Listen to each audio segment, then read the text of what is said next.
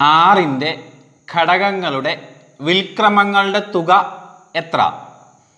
600ൻ്റെ ഘടകങ്ങളുടെ എണ്ണം എത്ര? ഈ മോഡൽ ചോദ്യങ്ങൾ നമ്പേഴ്സ് എന്ന ടോപ്പിക്കിൽ നിന്ന് നമുക്ക് കാണാറുള്ളതാണ്. ഇതെങ്ങനെ എളുപ്പത്തിൽ ചെയ്യാമെന്നാണ് ഇന്നത്തെ ക്ലാസ്സിൽ നമ്മൾ പഠിക്കുന്നത്. ഞാൻ ജോസ് കാപ്പൻ.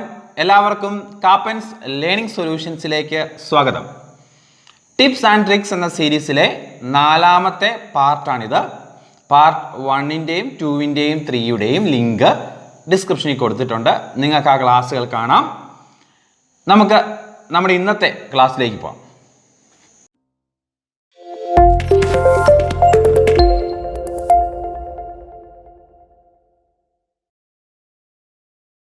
അപ്പോൾ നമ്മുടെ ചോദ്യം ഇതായിരുന്നു: ആറിൻ്റെ ഘടകങ്ങളുടെ വിൽക്രമങ്ങളുടെ തുക എത്ര?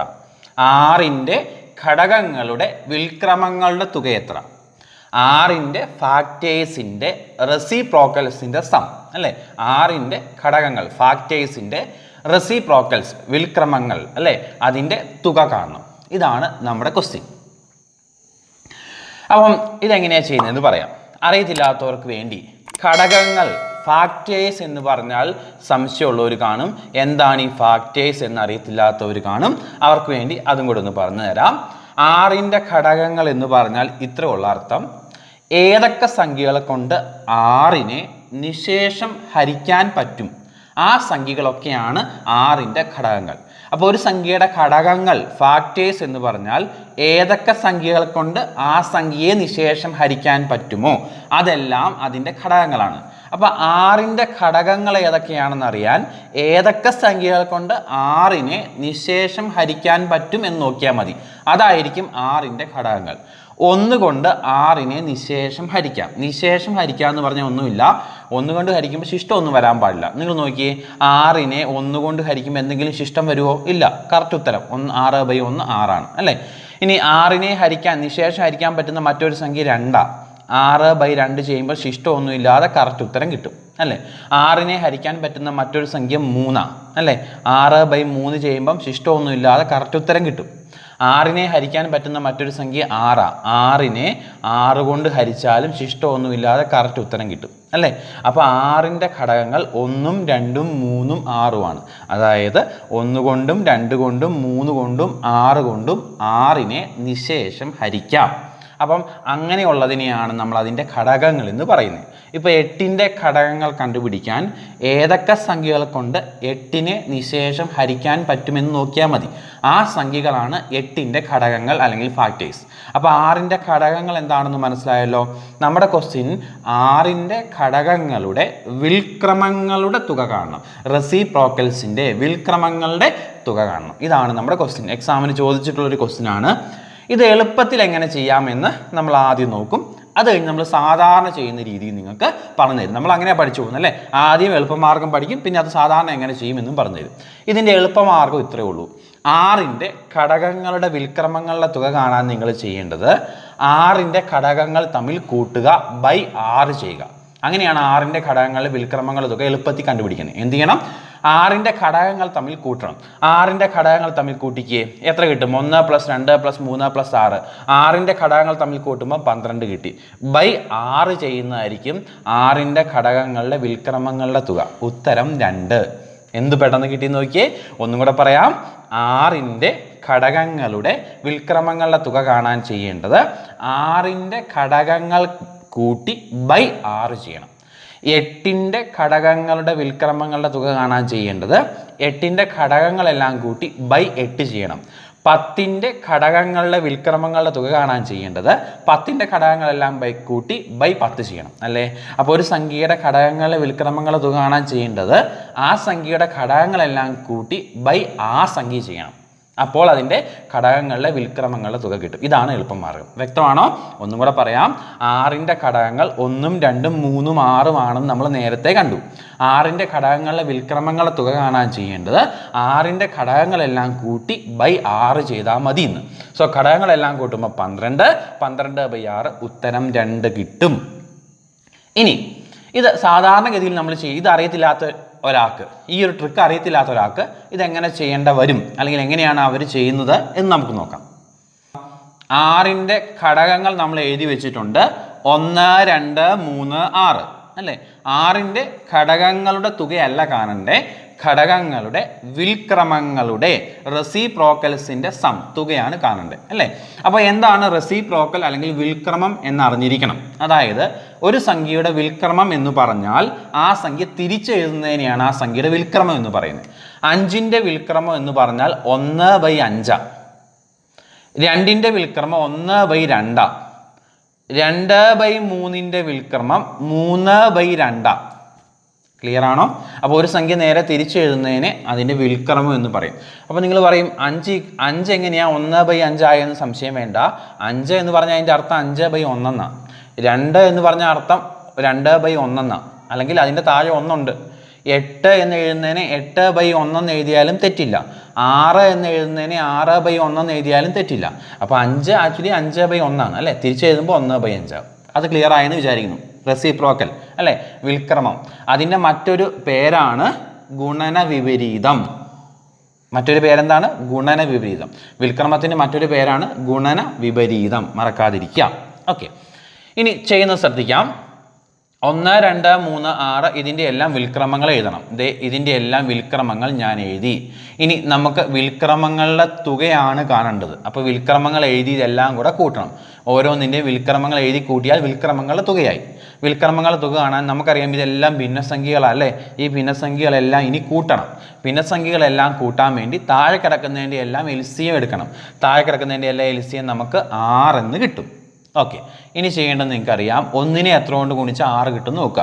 1നെ 6 കൊണ്ട് ഗുണിച്ചാൽ 6 കിട്ടുന്നത്. അപ്പോൾ ആ 6 കൊണ്ട് ഇതിനെ ഗുണിക്കുമ്പം 6 പ്ലസ്, ഇനി 2നെ 3 കൊണ്ട് ഗുണിച്ചാൽ 6 കിട്ടുന്നത്. അപ്പോൾ ആ 3 കൊണ്ട് മുകളിൽ കിടക്കുന്ന 1നെ ഗുണിക്കുമ്പോൾ 3 പ്ലസ് 3നെ 2 കൊണ്ട് ഗുണിച്ചാൽ 6 കിട്ടുന്നത്. ആ 2 കൊണ്ട് ഈ 1നെ ഗുണിക്കുമ്പോൾ 2 പ്ലസ് 6നെ 1 കൊണ്ട് ഗുണിച്ചാൽ 6 കിട്ടുന്നത്. അപ്പോൾ ആ 1 കൊണ്ട് 1നെ ഗുണിക്കും.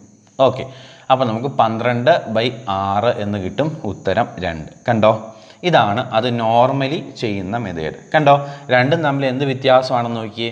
6ൻ്റെ ഘടകങ്ങളിലെ വിൽക്രമങ്ങളെല്ലാം എഴുതണം, വിൽക്രമങ്ങൾ എഴുതി കൂട്ടി സോൾവ് ചെയ്യണം. നമ്മൾ ചെയ്യുന്ന എളുപ്പമാർഗ്ഗം എന്താ? 6ൻ്റെ ഘടകങ്ങളിലെ വിൽക്രമങ്ങളുടെ തുക കാണാൻ ചെയ്യേണ്ട എളുപ്പമാർഗ്ഗം ഇതാണ്. ഘടകങ്ങളെല്ലാം കൂടെ കൂട്ടുക, ബൈ 6 ചെയ്യുക. ഉത്തരം പെട്ടെന്ന് 2 കിട്ടും. കണ്ടോ, വ്യത്യാസം മനസ്സിലായല്ലോ. അപ്പോൾ ഈ മോഡലിൽ കുറച്ച് കണക്കുകൾ നമുക്ക് ചെയ്ത് നോക്കാം. അടുത്ത ക്വസ്റ്റ്യൻ, 8ൻ്റെ ഘടകങ്ങളുടെ വിൽക്രമങ്ങളുടെ തുക. മുമ്പേ 6ൻ്റെയാണ് കണ്ടുപിടിച്ചത്.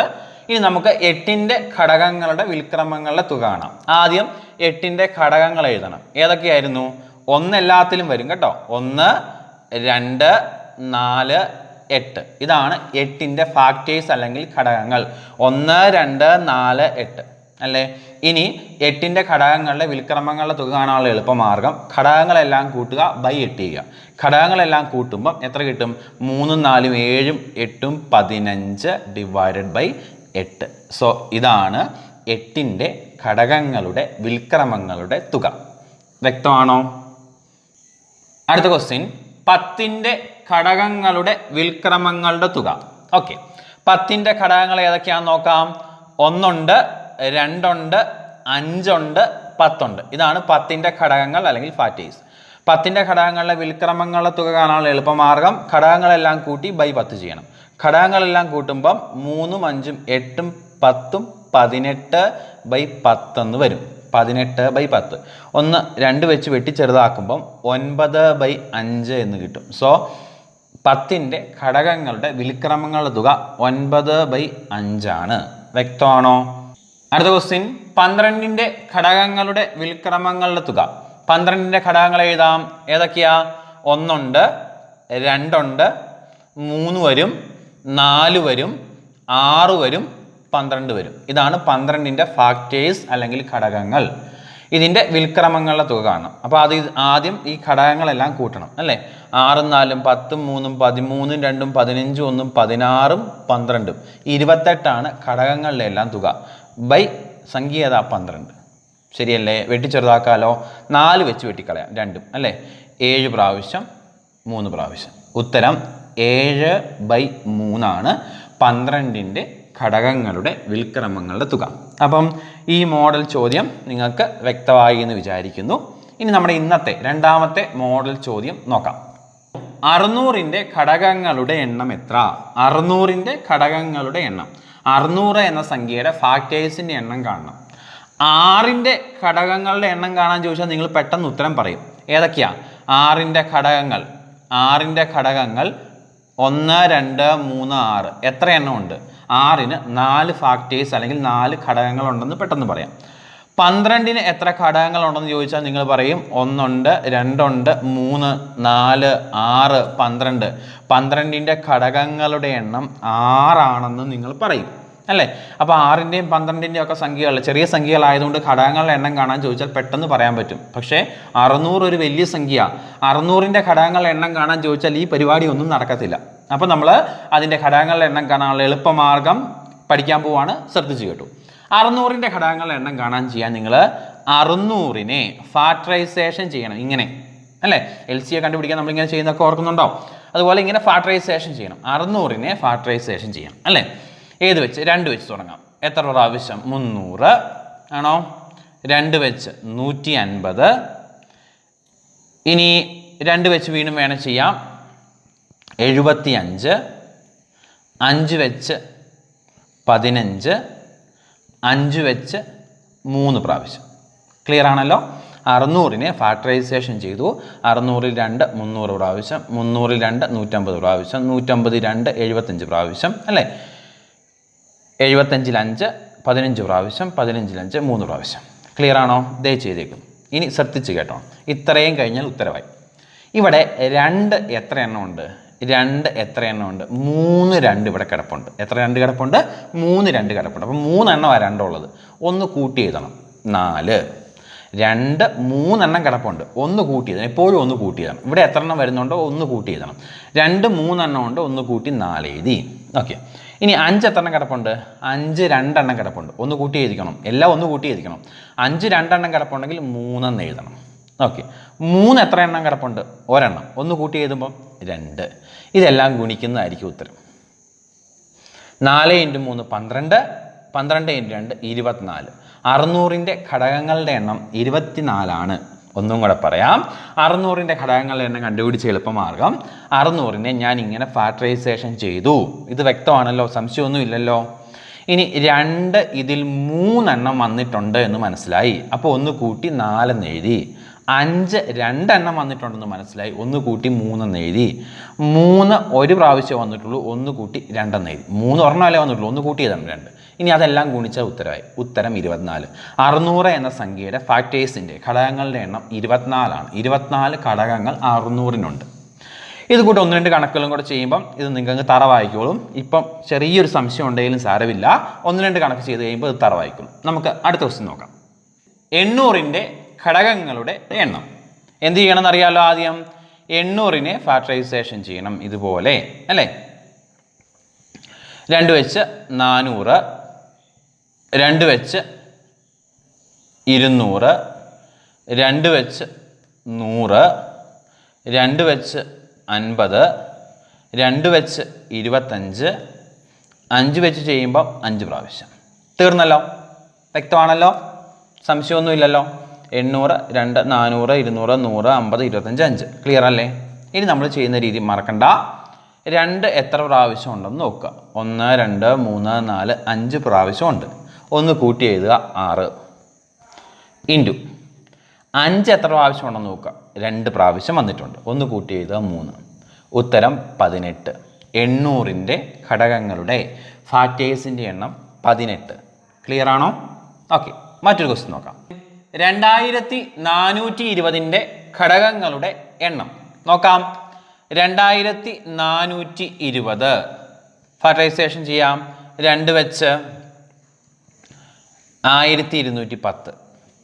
1210 121 കാണുമ്പോൾ ഏത് വെച്ച് ചെയ്യാൻ പറ്റും? 11 വെച്ച് അല്ലേ? സോ എത്ര പ്രാവശ്യം? വീണ്ടും ഏത് വെച്ച് ചെയ്യാം? 11. 10 പ്രാവശ്യം. 5 വെച്ച് 2 പ്രാവശ്യം. വ്യക്തമാണല്ലോ? 2420നെ 2 വെച്ച് ചെയ്യുമ്പം 1210 കിട്ടും. ഇതിനെ 121 വന്നുകൊണ്ട് 11 വെച്ച് ചെയ്യാം അല്ലേ? 11 വെച്ച് ചെയ്യുമ്പോൾ 11 0 110 കിട്ടും. വീണ്ടും 11 വെച്ച് ചെയ്യുമ്പോൾ 10 പ്രാവശ്യം. 10നെ 5 വെച്ച് ചെയ്യുമ്പോൾ 2 പ്രാവശ്യം അല്ലേ? ഓക്കെ. ഇനി 2 എത്ര പ്രാവശ്യം വന്നിട്ടുണ്ട്? 2 പ്രാവശ്യം വന്നിട്ടുണ്ട്. അപ്പോൾ 1 കൂട്ടി എഴുതുമ്പോൾ 3 ഇൻറ്റു 11 എന്ന സംഖ്യ 2 പ്രാവശ്യം വന്നിട്ടുണ്ട്, 1 കൂട്ടി എഴുതുമ്പോൾ 3. 5 എന്ന സംഖ്യ 1 പ്രാവശ്യം വന്നിട്ടുള്ളൂ, 1 കൂട്ടി എഴുതുമ്പോൾ 2. So 9 into 2 18. കണ്ടോ, 2420 ഘടകങ്ങളുടെ എണ്ണം 18. വ്യക്തമാണോ? അപ്പോൾ ഈ മോഡൽ കണക്ക് വന്നാൽ ചെയ്യാൻ അറിയാലോ. 2 മോഡൽ കണക്കാണ് നമ്മൾ ഇന്ന് പഠിച്ചത്. ഒന്ന്, ഘടകങ്ങളുടെ വിൽക്രമങ്ങളുടെ തുക കാണാനും 2 ഘടകങ്ങളുടെ എണ്ണം കണ്ടുപിടിക്കാനും. ഇത് രണ്ടും നിങ്ങൾക്ക് മനസ്സിലായി എന്ന് വിചാരിക്കുന്നു. മറ്റൊരു ചോദ്യവുമായി മറ്റൊരു ക്ലാസ്സിൽ കാണാം. Thank you.